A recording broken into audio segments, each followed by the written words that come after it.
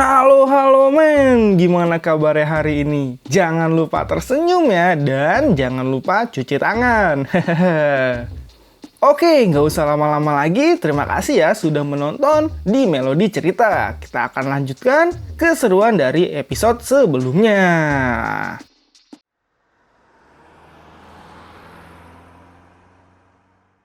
Oke kawan, kita mulai perjalanan imajinasi cerita ini. Aktifkan imajinasi kalian ya. Pada chapter ini diperlihatkan kalau Luohu telah bangkit lagi dari kekalahannya melawan Gotama. Dia pun bertanya-tanya, benarkah para dewa surga tidak berhenti di situ? Dan mereka akan melakukan serangan balik. Di sana pun yang ada Raja Vimala Citra, Bandi, dan Ngarakanta pun mereka semua berbicara. Mereka, para dewa, tidak peduli dengan kerugian jangka pendek. Dan apakah serangan gelombang kedua akan lebih ganas? Dan menurut Raja Vimala Citra, jika para dewa itu berhenti di sini, dia akan sangat marah. Sedangkan para pasukan dari Luohu, mereka akhirnya senang karena raja mereka baik-baik saja. Bahkan 3 raja lainnya juga datang. Di bawah kepemimpinan mereka, Asura memenangkan pertempuran pertamanya. Tetapi tentara surgawi segera mendapatkan kembali kekuatannya dan akan menyerang lagi.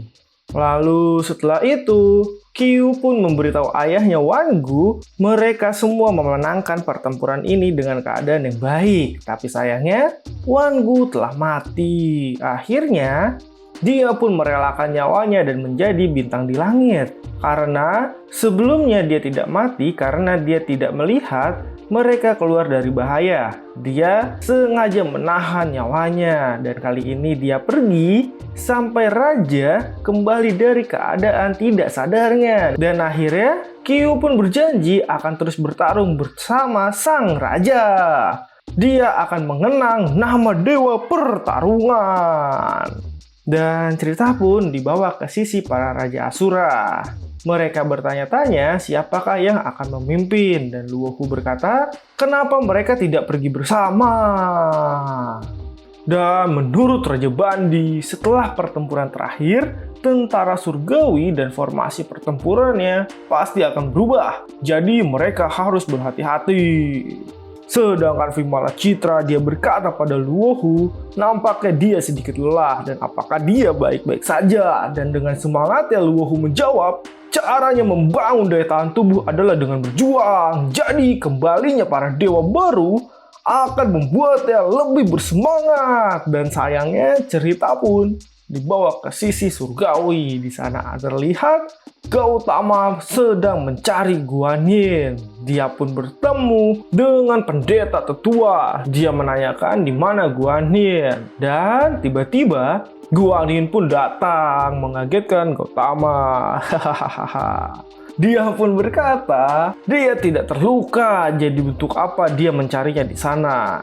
Dan dia mengakui Raja Asura Bandi lebih kuat darinya dan kekuatannya berasal dari obsesi batin dan kontradiksi. Momen pelepasan yang tidak bisa terbendung. Tapi bagaimanapun, dia akan mempersiapkan diri untuk balas dendam. Dan dia pun berkata, kalau Disitian memberitahunya bahwa Gautama terluka parah, apakah dia pergi ke pemandian untuk menyembuhkan diri? Tapi Gautama berkata itu tidak benar, karena dia membiarkan Raja Gila untuk pergi yang sebenarnya. Dia tidak punya pilihan selain mengatakan itu pada Disitian. Alasan dari itu semua adalah hanyalah sebatas semacam takdir menurutnya. Karena pada saat itu, Raja Gila Luohu sangatlah lemah. Dia dapat dengan mudah mengambil nyawanya sebenarnya. Dan di kehidupan sebelumnya, dia mati di tangan Asura dan itu terlintas di pikirannya. Jadi, dia merasa bahwa kelahirannya kembali tidak dimaksudkan untuk melanjutkan balas dendam. Dan membiarkan Raja Gila Luohu pergi adalah langkah pertama yang penting. Karena yang ditanam hari ini mungkin memiliki hasil dalam 100 tahun ke depan. Dan dia pun menanyakan pendapat dari Guanyin. Guanyin pun menjawab kalau Gautama sangatlah berani. dia bisa berbohong kepada Di Sitian untuk alasan yang lebih bijak. Dari kisah pertempuran ini, Kaisar Di Sitian yang secara pribadi menaklukkan Asura malah dikalahkan oleh Raja Gila Luohu. Tetapi pertempuran ini tidaklah berakhir. Surga dan Asura terus bertempur. Sedangkan kisah Iblis Yasa, kebanyakan mereka meninggal dalam gerakan terlarang. Dan sebagian juga melarikan diri ke bawah tanah untuk selamanya. Sedangkan para kisah Jenderal Surgawi, mereka semua satu persatu meninggal. Hanya tersisa Dewa Erlang saja yang masih hidup sampai saat ini.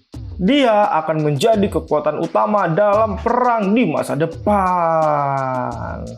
Dan Luohu, Bandi, Karakanta, dan Vimala Citra dan para dewa di saat yang sama menstabilkan fondasi mereka sendiri.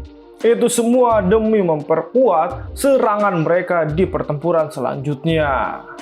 Sedangkan Raja Kebajikan, Dewa Kuno, dia pun memutuskan untuk tidak akan pernah lagi turun dalam peperangan. Kematian 3 anak muridnya membuatnya sakit hati dan dia mengajarkan moral yang lebih bijak. Dia mencari murid baru dan menghabiskan waktu dengan berkhotbah. Dan kali ini ajarannya dialiri dengan pengetahuan murni dan tanpa pamrih. Dan di tahun-tahun mendatang, pertempuran antara para dewa dan Asura menemui jalan buntu. Dan konflik terus-menerus terjadi. Dari waktu ke waktu, bencana pun terjadi dan tidak tahu berapa banyak korbannya. Sedangkan di sisi surgawi, kali ini Sui telah menguasai mantra dari surga. Dan dia telah berhasil menjadi peri. Dia pun diangkat menjadi Dewa Bunga dan pekerjaannya adalah merawat bunga-bunga di Taman Surgawi. Sampai suatu hari dia menemukan jenis bunga baru dan dengan aroma yang baru juga. Dia pun ingin menunjukkannya pada Kaisar Di Sitian. Dan saat dia menunjukkannya, Di Sitian pun berkata aroma dengan senyuman sangat cocok untuknya. Dia akan mengingat wangian itu.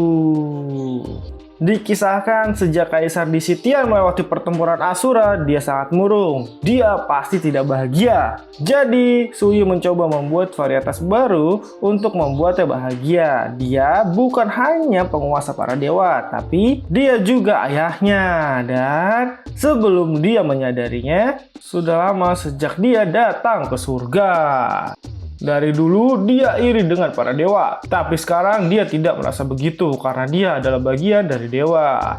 Kebahagiaannya di Istana Langit membuatnya tidak terkatakan, tapi dia kesepian karena sebenarnya dia tidak pantas berada di sana sejak awal.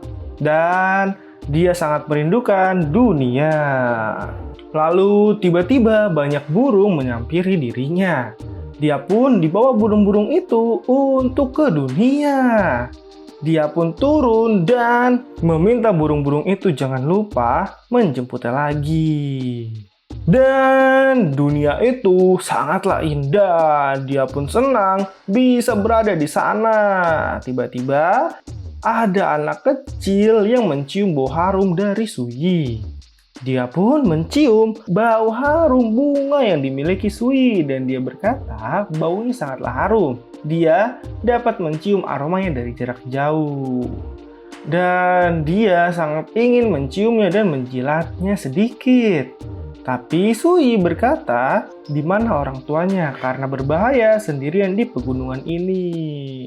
Anak kecil itu pun tiba-tiba mengatakan, dia memakan mereka semua dan dia berpura-pura menjadi anak kecil biasa untuk menarik orang untuk datang. Dan kemudian dia melahap dalam satu gigitan. Anak itu pun berubah menjadi raksasa berbadan ular.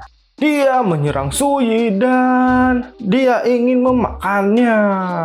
Dia pun berkata, bukankah tadi dia ingin menjilatnya saja katanya. Bagaimana menjadi gigitan? Sebenarnya keduanya juga tidak baik sih menurutnya. Tapi anak itu pun menyerang Sui dan dia pun terjatuh karena ketakutan. Tapi untungnya tiba-tiba ada kaki raksasa di sebelahnya dan itu adalah Sun Wukong. Akhirnya Sun Wukong pun datang menyelamatkan Sui dan memegang siluman itu. Tapi sayangnya cerita pun selesai sampai di sini kawan. Gimana nih menurut kalian? Langsung lanjut ya di video selanjutnya. Dan jangan lupa untuk like serta subscribe-nya ya. Dan sampai jumpa.